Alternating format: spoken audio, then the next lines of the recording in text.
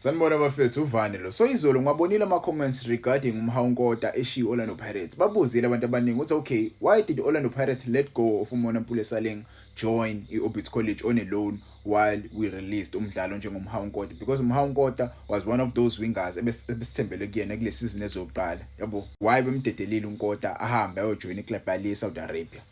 I feel like Orlando Pirates ibisiyazi vele ukuthi uMhawunkota uzohamba. I feel like the deal was already done ukuyikona ukuthi umjida bese kumele bam-announce ukuthi ahambe because umjida simdedela izolo announce izolo ukuthi uyahamba namhlanje kuseni sivuke kuyindaba kuthi Orlando Pirates isilande umdlali le kuthi yesigalaxy Sibelebele ke bafethu is one of those players o talented okwazi ukudlala as a left wing back, ukwazi ukudlala as a left winger, ukwazi ukudlala as a right wing back, ukwazi ukudlala as a right winger. So uSibelebele for me is a perfect replacement kaMhawunkota. uMhawunkota bafethu mina nimkhumbula kahle umjida was very keen kwi-squad saJose Rivera. He was introduced last season when uMonampule Saleng had issues with the club. So vele uMhawunkota vele it was very obvious umjida bezohamba between yena beno Mfokeng boba u2 bebe destined ukuthi baye le eEurope baye le kodlala overseas. So uMhawunkota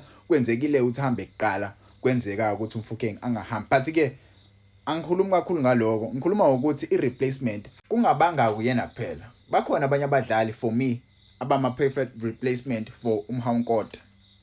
Simyeke nje uSibelebele, simbeke eceleni uSibelebele yedwa. There are players Orlando Pirates ebasayinile.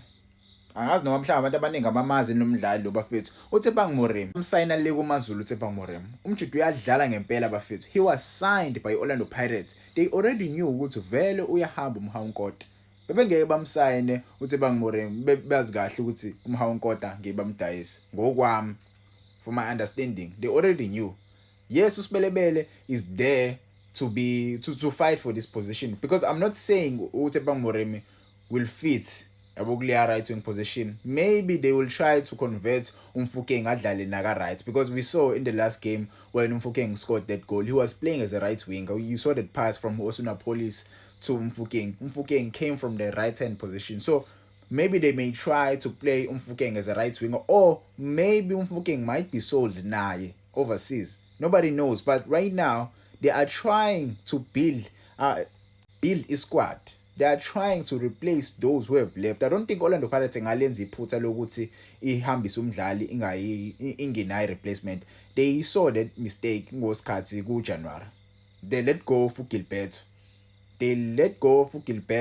Lokho kwasikhosta kakhulu ukuthi sihambise uGilberto singa replace ngamuntu. So lelo phutha ke balibona iPirates. But ke angigcini ngoThembang Morim.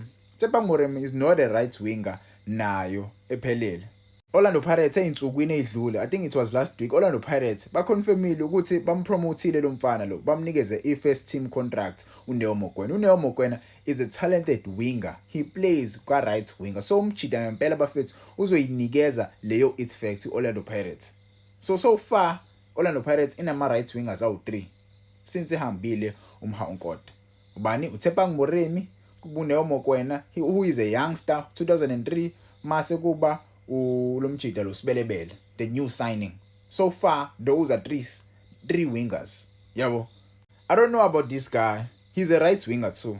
Seth Green, he was loaned kwi-Uppington FC. I don't know it's Orlando Pirates mhlambe isazomloana kwenye club, but all I know is he is a right winger too. Maybe Orlando Pirates mingayenze decision yokumloana, he may stay at the club and play as a right winger too kwi club. Yabo, so far we have 4 right wingers, 2 youngsters and 2 professional players who played in the Betway Premiership, okusibelebele no Thembang Morim. Yabo, so those guys may fight for the squad, may fight for the jersey to play in that position. But ke ungangitshela ama comments ngokwakho, who do you prefer to play kwi right position kule season le? Should we sign another right winger, or right now sesi right kuma wingers? For me, I think sesi okay kuma wingers. Right now si okay kuma wingers. Maybe if you can find a center back mhlambe end. Yabona ke lapho for me mhlambe ngajabula sithole nje i-center back mfethu ene height ezokwazi ukusiza kuma set piece mekudlala ibhola, mhlambe sithole ugoalkeeper, but now ugoalkeeper I don't think I don't think goalkeeper angasisiza leyo ndlela right now. Yes, goalkeeper bethi bana ama mistakes but masubheka uDladla right now I think he's ready to challenge uButhelezi for that position. I know uButhelezi uhlala ebenchini but I think uDladla can be a perfect backup for uSipho Chain. uSipho Chain mengekho right, uDladla for me is perfect. Dladla for me is perfect. He knows how to control himself. I saw the last game we played, indlela aphuma ngakhona ezo collective ball atatazile uDladla mfethu, akaphuma isidingo singekho, uphuma ibhola meyazi kahle ukuthi uyolibamba noma uyoliphuncha. Umjidi uyakwazi ngempela ukuvimba, but ke angazi mhlawumbe imanagement ngamthola omunye ukeeper, but for me I think uDladla he's more matured now. Mayasathola ama game time nje umjidi mfethu singambona ngempela challenge uSipho Chain. Yabo, that is my understanding regarding uDladla, but ke many people can view uDladla ngenye indlela, but for me umjida he is ready to challenge abo Sipho Chain nabo Buthelezi. Maybe there are goalkeepers there who need to be promoted